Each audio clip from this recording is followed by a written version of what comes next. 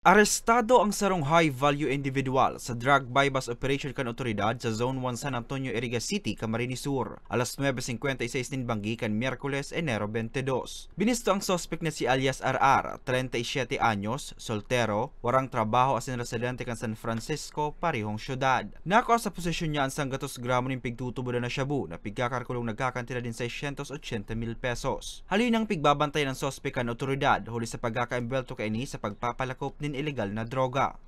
Bantay mo kita by pusher buyer na yung katuyang droga with together with the confidential asset ni na yung ito na kay bypass operation after itong consummation ng transaction ang katuyang pusher buyer ay immediately po na kay aresto ang suspect.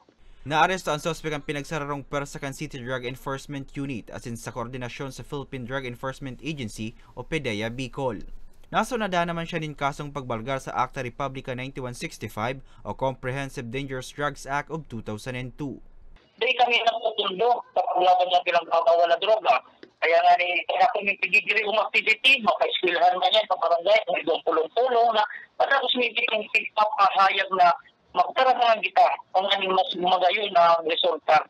Ang anong magpagarakot na kung mga illegal lagi mga gawi o activity, lalo na kung pinagpapawala sa droga.